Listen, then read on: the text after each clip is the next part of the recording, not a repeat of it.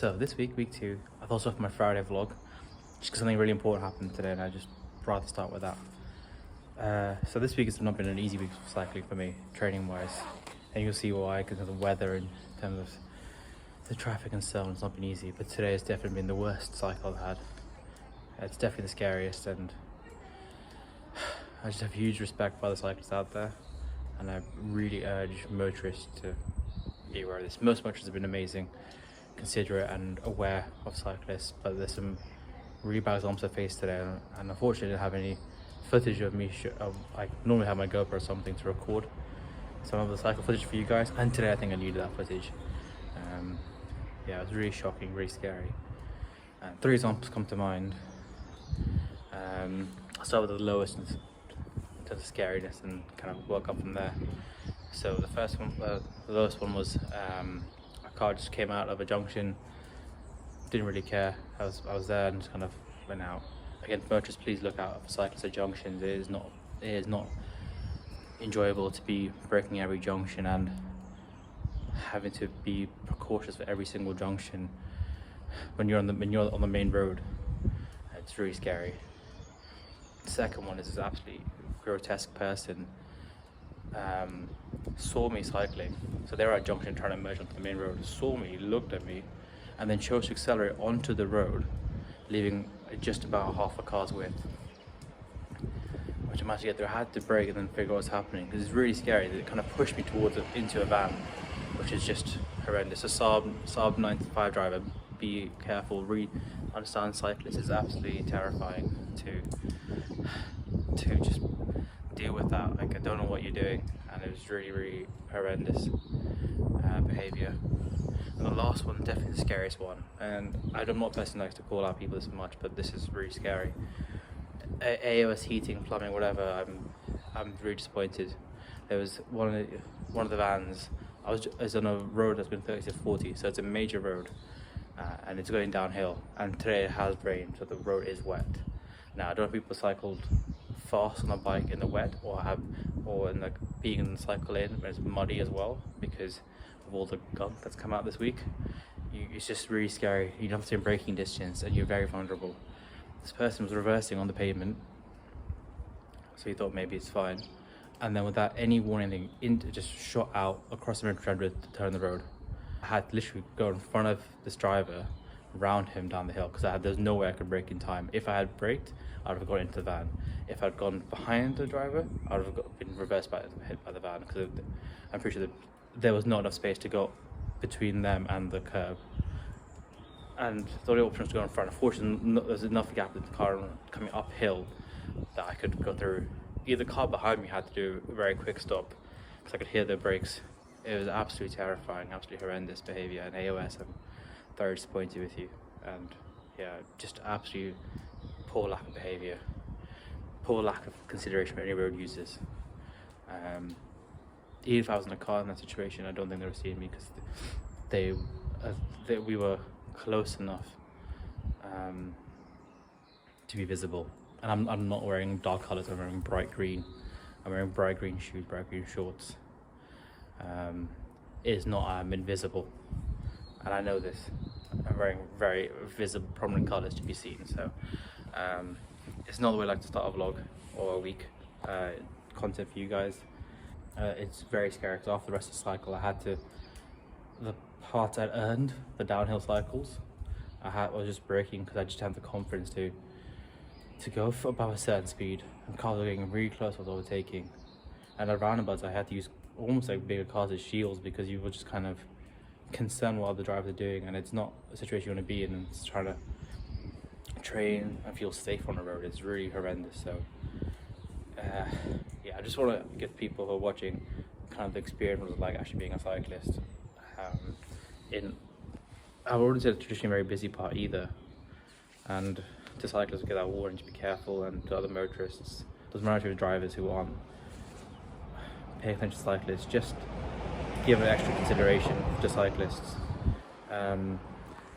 You wouldn't do it if your friend or family member were next to you on the bike, so why would you do it for a stranger? The majority of drivers have been amazing, and today's been a very scary route, and most of the people I know that I won't complain about things unless it really is something important to me, and this was something that really shocked me. So yeah, I just want to get that out there. Anyway, apart from that, so today's cycle was okay. It felt decent. It was today was supposed to be a rest day, but I thought since the weather's decent, might as well get out there and get the miles in. And it was raining all morning, but it's been sunny and warm. So I think this coat might be hitting its end of utility season soon. But I got some decent miles in. I got a good climb in as well. So yeah, happy with some of the progress I'm making. Feeling less of the quad burn, or I can sustain it for a bit longer. Need to work on some more breathing skills to make sure I can push through that kind of lactic acid barrier where I can. And yeah, just keep going to the miles. Tomorrow I've preponed my endurance cycle so I can get that done. So it's just like a compressed training week. It's great for me. Next week I have a bit more rest time. If you can't tell, week 2 started off with a very heavy rain cycle.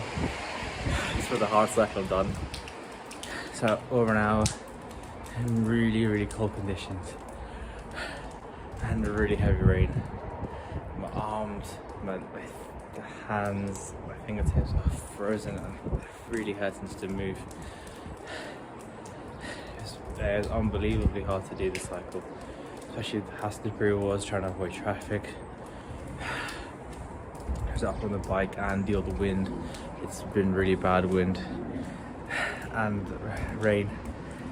So visibility is poor and just cold. I'm just gonna go inside now and warm up. I really need it. Take care. See you next session. What's up? Second cycle of the week. And again, another day, another rainy cycle. Not as bad as yesterday, but still not ideal. It's really slippery.